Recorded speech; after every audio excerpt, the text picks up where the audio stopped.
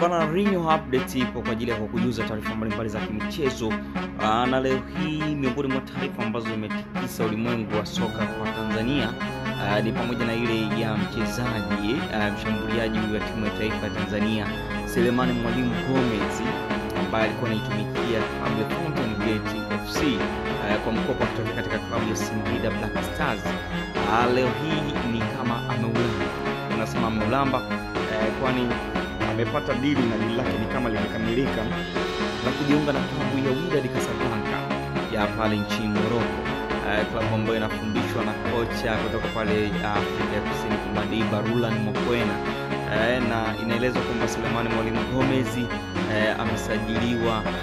na klabu ya Wydad Casablanca na tayari klabu ya Singida Black Stars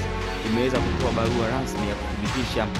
dili hilo na kumtakia kila la heri, na pia wameishukuru klabu ya Fountain Gate FC kwa kuweza kumlea vizuri kwa sababu alikuwa anaitumia kwa mkopo, na pia wao kukubali ama kurudia kumpa fursa mchezaji kuweza kupata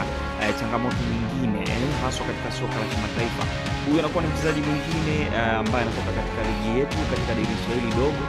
baada ya Ismail Mgunda ambaye anatoka katika klabu ya Mashujaa FC yeye kujiunga na klabu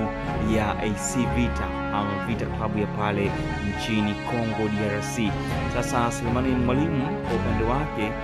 Singida Black Stars wamesema wamemuuza rasmi moja kwa moja katika klabu ya Wydad Casablanca ya Morocco kwa makubaliano na kwa bei ambayo haijawekwa wazi, ni closed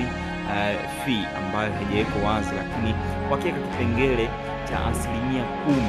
ambayo Singida Black Stars watakuwa wananufaika nayo endapo Selemani Mwalimu Gomez atapata klabu nyingine na Wydad wataridhia kumuuza katika klabu nyingine. Kwa hiyo 10% itapaswa kuja katika klabu ya Singida Black Stars. Lakini kwa zile za ndani zaidi ambazo tunaweza kupata kuhusiana na dau ambalo ameuza Selemani Mwalimu Gomez, inaelezwa kwamba ni dau ambalo linakadiriwa kufika dola laki tatu na hamsini ambayo ni sawa na milioni 891 za Kitanzania akiwa katika klabu hiyo ya Wydad Casablanca, lakini ni kwa mkataba wa miaka 4 huku mshahara atakaokuwa anatunza katika mfukoni ni dola 2,500 ambayo ni sawa na shilingi milioni 6 na 3 za Kitanzania. Lakini kwa upande mwingine mmepewa bonus ambayo ni bonus ya dola 300 kwa kila goli ambalo atakuwa akifunga. Kwa hiyo hii ni changamoto nyingine ambayo anaipata mshambuliaji raia wa Tanzania ambaye